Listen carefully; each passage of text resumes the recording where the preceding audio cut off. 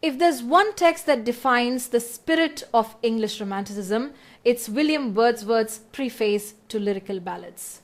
First published in 1800 and then revised in 1802.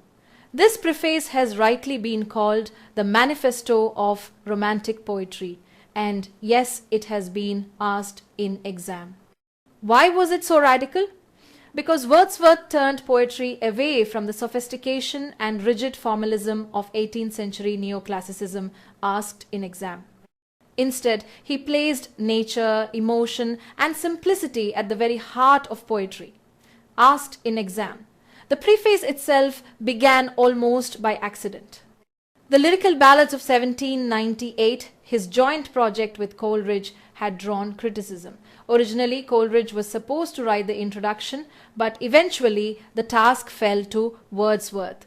By 1800, he drafted a short version, and by 1802, he expanded it into the influential essay we now know.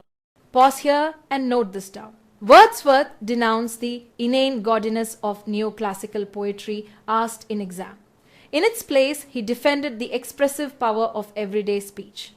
One of his strongest statements was, "There is, there can be, and there ought to be a difference," asked in exam. This was his way of affirming poetry's unique role in human life. And of course, his most famous line defines poetry as the spontaneous overflow of powerful feeling, its origin from emotion recollected in tranquility. This became the central doctrine of Romantic aesthetics. He laid out 4 guiding principles. First, poetry should draw on ordinary life. Second, it should use the language of common men. Third, it should privilege emotion over action. And fourth, it should elevate everyday experience through imagination. He described this as throwing over them a certain coloring of the imagination. In short, the poet transforms the ordinary into the extraordinary. Can you recall why he preferred rural life? For Wordsworth, the countryside held permanence, simplicity, and truth, unlike the industrial city with its noise and flux. In his vision, the poet became a mediator between man and nature, translating private contemplation into universal expression. The preface also tackled the link between prose and poetry. Wordsworth argued that they are not opposed but continuous, both drawing on the same language of men. Science might describe facts, but poetry spoke to the imagination, using meter as a natural rhythm of speech rather than a forced ornament. As he said, prose and verse speak by and to the same organs. Their affections are kindred and almost identical. So, the Preface to Lyrical Ballads did more than defend one collection of poems. It redefined poetry itself as a democratic art rooted in common life but lifted by imagination. That's why it stands as the de facto manifesto of Romanticism, asked in exam, and continues to shape how we think about poetry today. Let's talk about the preface in details. William Wordsworth's Preface to Lyrical Ballads. Right at the beginning, Wordsworth explains why this collection exists. He calls it an experiment. And what was he experimenting with? Simply this, whether poetry written in the real language of men could succeed. Pause here and think about it. Before this, poetry was full of grand diction, lofty subjects, and highly ornamented style. Wordsworth comes along and says, what if we write in plain, everyday speech? To his surprise, more readers liked it than disliked it. That reception suggested something radical, that a new genre of poetry could emerge. But Wordsworth is also careful.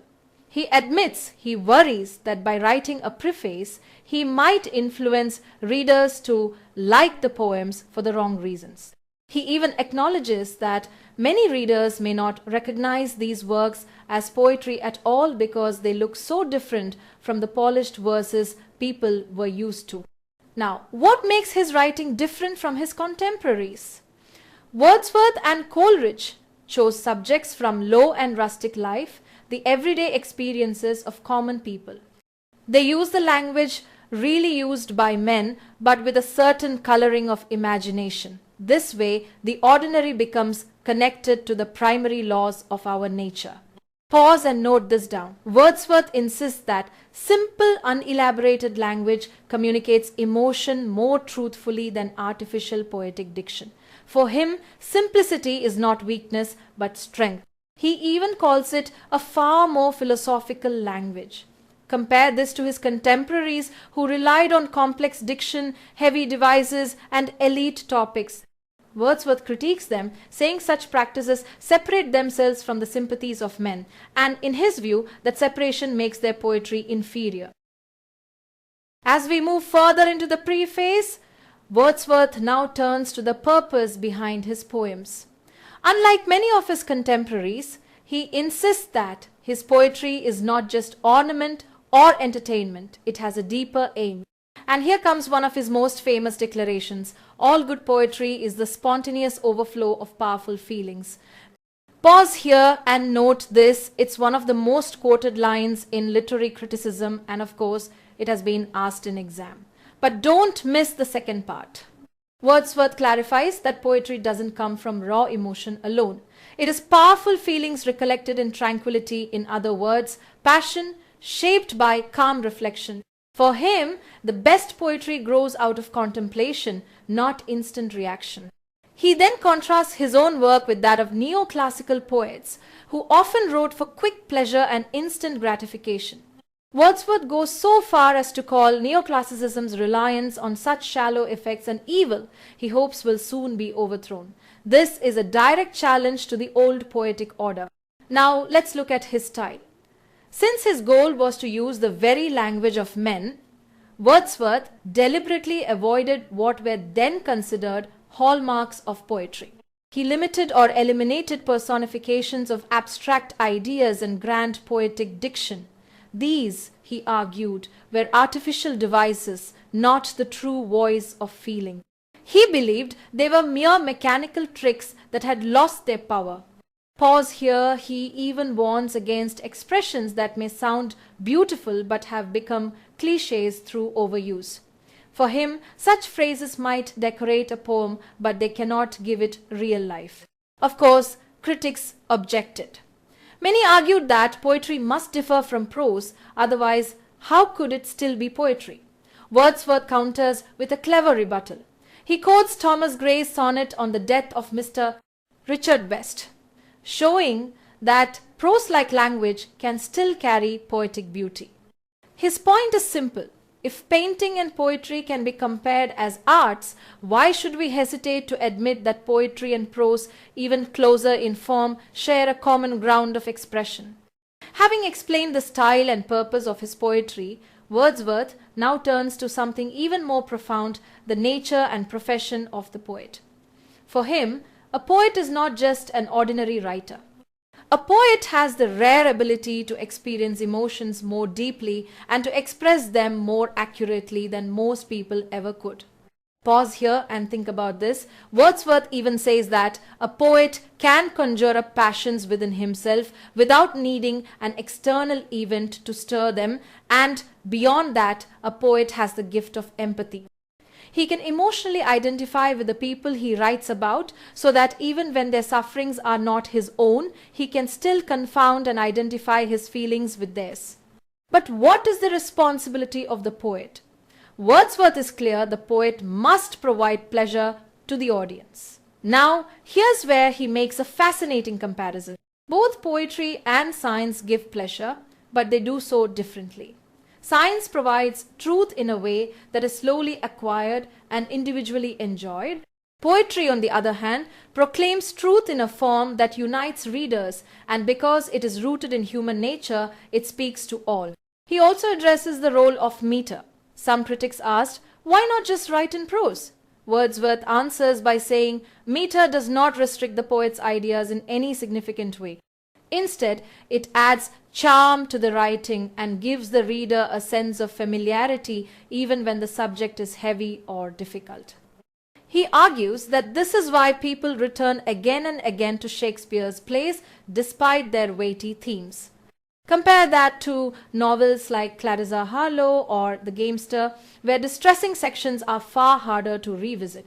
And now, returning to his most famous idea, Wordsworth expands on what it means for poetry to be the spontaneous overflow of powerful feelings. He explains the process step by step. A poet, in a state of tranquility, reflects on an emotion remembered from the past. In contemplating it, he begins to feel it again, and from this reflection, the poem is composed.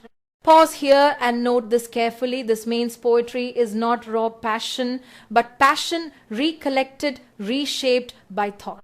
Importantly, Wordsworth adds that the poet, no matter what emotion he is writing about, experiences pleasure in the very act of composition. And crucially, the reader too must feel an overbalance of pleasure.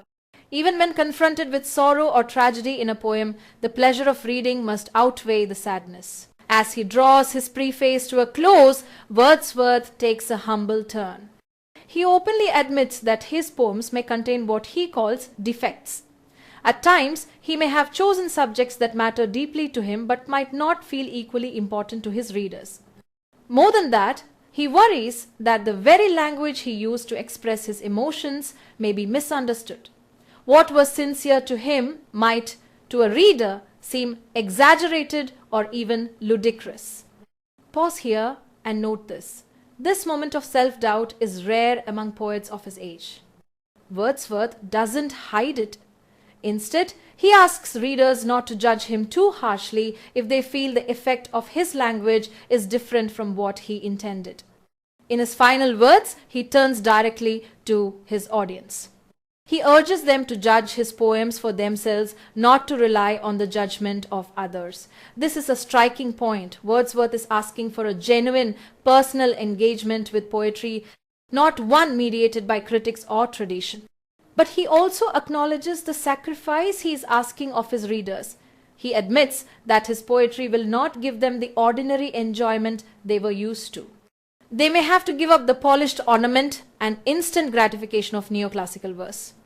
Instead, they will need to embrace something new, poetry written in the language of men, simple, sincere, and rooted in common life.